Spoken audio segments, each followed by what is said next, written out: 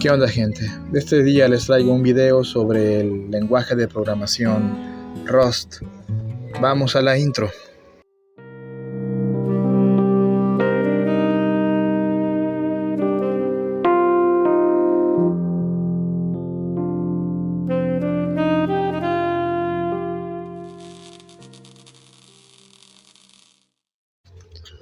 Rust en Linux.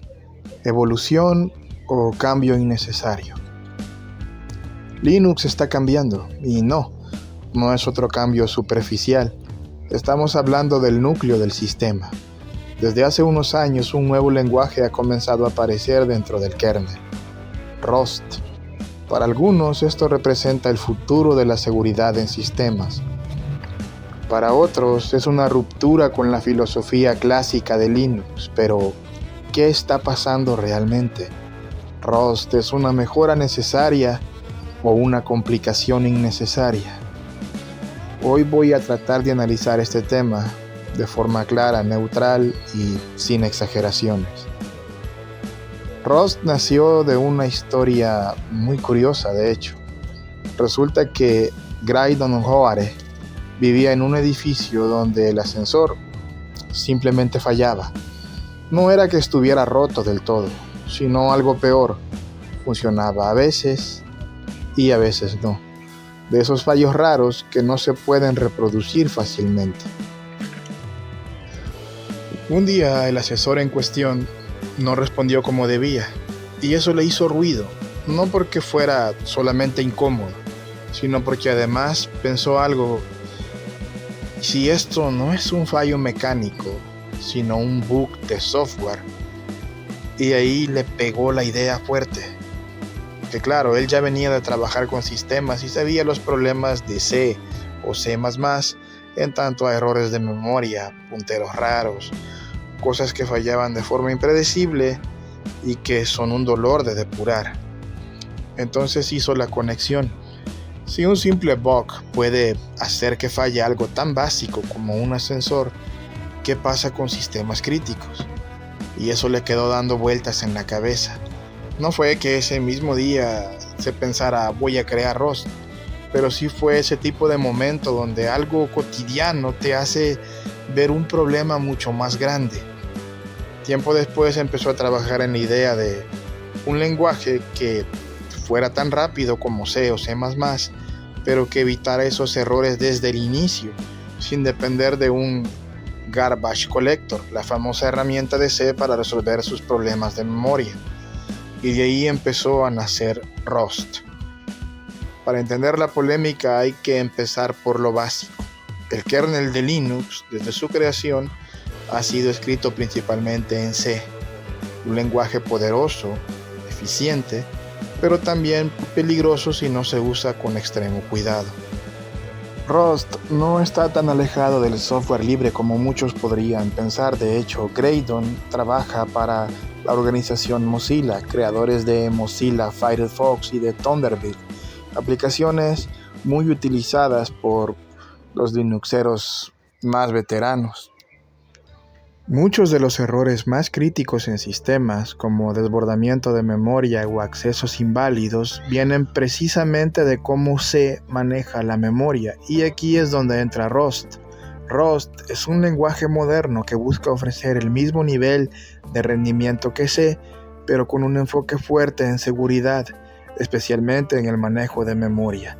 Desde 2022, Linux empezó a aceptar código en Rust dentro del kernel, no para reemplazar a C, sino como una opción adicional. Dejando de lado la anécdota y resumiendo la vida de Rust, esta prácticamente empieza alrededor de 2010 como un proyecto personal de Graydon. Mozilla lo adopta porque tenía un serio problema. Necesitaban un lenguaje más seguro que C o C++ para su navegador Firefox. Mozilla estaba desarrollando un motor experimental llamado Servo.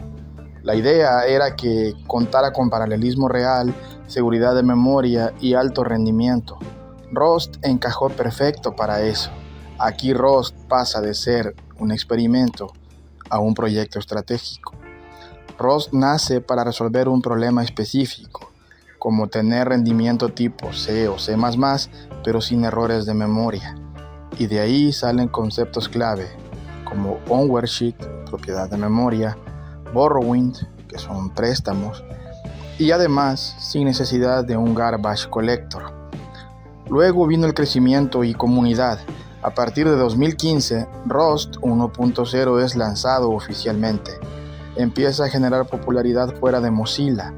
Empresas comienzan a adoptarlo y ocurre algo clave.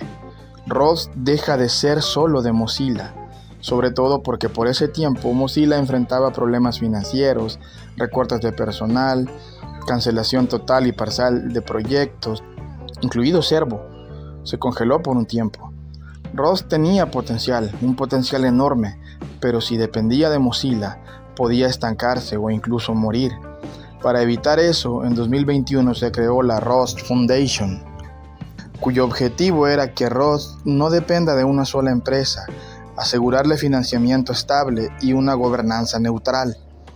¿Quiénes entran en esta fundación? Pues obviamente Mozilla, pero también se unieron Microsoft, Google, Amazon y Huawei, por mencionar los más conocidos. Eso cambió el modelo de desarrollo. Antes Mozilla tenía mucha influencia directa, ahora hay muchos equipos independientes del proyecto Rust que toman decisiones, propuestas abiertas y en teoría gobernanza comunitaria. Esta transición fue importante porque evitó ciertos problemas clásicos como dependencias de una empresa, riesgo de abandono, falta de confianza de otras compañías y permitió adopción masiva. Linux, Android, Cloud, Microsoft, etc. Además de estabilidad a largo plazo. Rust hizo algo similar a lo que en su tiempo hicieron Linux con la Linux Foundation o Kubernetes con CNCF. Ese patrón de un inicio como proyecto open source y luego una fundación y luego adoptación global. Entonces, ¿qué se está haciendo realmente con Rust? Es importante aclarar algo. Rust no está reemplazando al kernel. Actualmente su uso está limitado a drivers nuevos, algunos módulos específicos y componentes experimentales.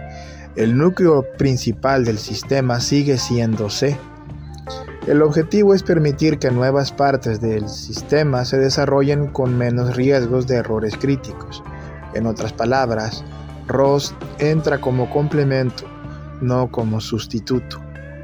Ahora, vamos a dar algunos argumentos a favor de Rust y posteriormente presentaremos el lado negativo con algunos argumentos en contra.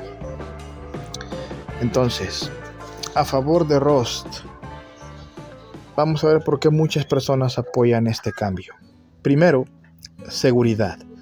Rust evita automáticamente muchos errores comunes en C, especialmente, como ya mencioné, los relacionados con memoria. Esto no es menor. Una gran parte de vulnerabilidades en el kernel provienen precisamente de ese tipo de errores. Segundo, mantenimiento. El código en Rust puede ser más fácil de mantener a largo plazo, especialmente en proyectos grandes. Tercero, respaldo de la industria. Grandes empresas tecnológicas están invirtiendo en Rust, especialmente en áreas relacionadas con seguridad. Y cuarto, ya forma parte del ecosistema. Aunque algunos lo ven como algo nuevo, Rust ya está presente en muchas herramientas utilizadas diariamente en Linux. Ahora, ¿cuáles son los argumentos en contra? Ya que no todo el mundo está convencido, uno de los principales argumentos en contra es la complejidad. Agregar Rust implica, primero, otro lenguaje, además otro compilador y además otra cadena de herramientas. Esto rompe con una de las ideas clásicas de Linux, mantener el sistema lo más simple posible. Otro punto importante es la fragmentación. Algunos desarrolladores temen que tener dos lenguajes en el kernel complique el desarrollo y la colaboración. También está el factor cultural.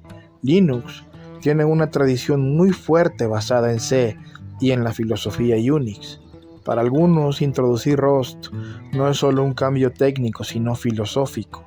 Y por último, Está la preocupación por dependencias externas. Rust depende de su propio ecosistema, lo que podría introducir riesgos o dependencias que antes no existían. Entonces, al analizar esto vemos que se ha formado una paradoja. Vamos a llamarle la paradoja de Rust. Lo interesante de todo este debate es que Rust no es algo nuevo o ajeno al mundo Linux. De hecho, muchos usuarios ya lo están utilizando todos los días sin darse cuenta. Por ejemplo, Firefox, uno de los navegadores más usados en Linux, incorpora componentes importantes escritos en Rust. Prácticamente Rust nació ahí. Estos componentes se utilizan especialmente en áreas relacionadas con seguridad y rendimiento. Lo mismo ocurre con herramientas muy populares en la terminal como RibGrep, FD o BAT, que muchos usuarios adoptan precisamente por su velocidad y facilidad de uso. Incluso aplicaciones modernas como Alacrity están completamente desarrolladas en Rust. Te mencionaré algunas aplicaciones populares en Linux hechas total o parcialmente en Rust. En navegación y red tenemos a Firefox. Usa Rust, como ya dije, en partes críticas como el motor CSS de servocomponentes, el manejo de paralelismo y la seguridad de memoria. Tor Browser hereda complementos de Firefox también desarrollados en Rust, así que lo usa indirectamente. En comunicación, Discord, su backend y componentes internos están hechos en Rust. Element, el famoso ecosistema para Matrix, tiene muchas librerías del protocolo que están diseñadas en Rust. Terminales y CLI, muy populares en Linux. Tenemos Alacrity, que es una terminal con GPU acelerado, muy usada en i3, en Sway, etc. RibGrep, un reemplazo moderno de grep que es rapidísimo. FD, una alternativa a Find, mucho más simple. BAT es como cat, pero con un resaltado de sintaxis. También tenemos Pipewire, que tiene bindings y componentes desarrollados en Rust. En desarrollo y herramientas modernas tenemos Deno, que es una alternativa a Node.js que está escrita en Rust. Tenemos a RustDesk, que es una alternativa libre a TeamViewer o AnyDesk y funciona increíblemente bien. Tenemos a Helix, que es un editor moderno tipo modal, al estilo Vim. En gaming y multimedia tenemos a Bevy, que es un motor de videojuegos moderno hecho en Rust. Tenemos a OBS Studio, que no, si lo estás pensando, no es Rust, pero sus plugins y extensiones, en una buena parte, están empezando a usar Rust por seguridad y privacidad. Proton Mail Bridge, parte del stack de Proton, el famoso correo, usa Rust. Como extra podría mencionar a una de las herramientas más interesantes para crear y configurar componentes en tu Window Manager, widgets o barras, con los famosos .files, usando archivos Juk para crear los componentes y archivos SCS para crear la parte gráfica de esto. Hablo de EWW. Esto, como dije, plantea una paradoja interesante. Mientras algunos rechazan la idea de Rust dentro del kernel, en la práctica ya confían en él para tareas cotidianas. Y esto cambia ligeramente la pregunta. Tal vez el debate no sea si Rust debería existir dentro de Linux, sino en qué nivel del sistema tiene sentido utilizarlo. ¿Afecta esto a la licencia GPL de Linux? Una duda muy común es si Rust entra en conflicto con la licencia del kernel. La respuesta corta es no. El kernel de Linux utiliza la licencia GPL-v2 y el hecho de escribir código en Rust no cambia eso.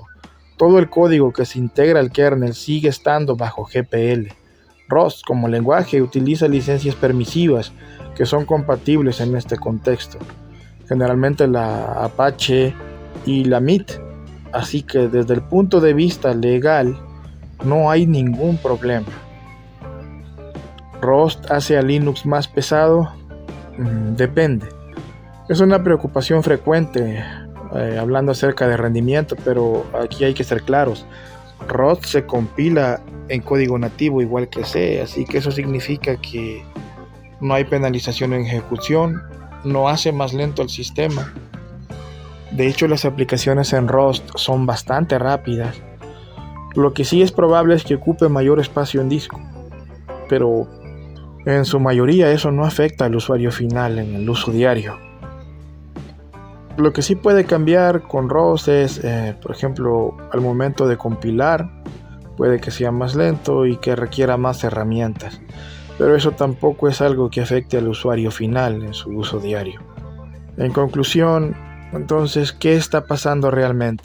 Rust no está reemplazando a C, no está volviendo pesado a Linux y no está rompiendo su licencia.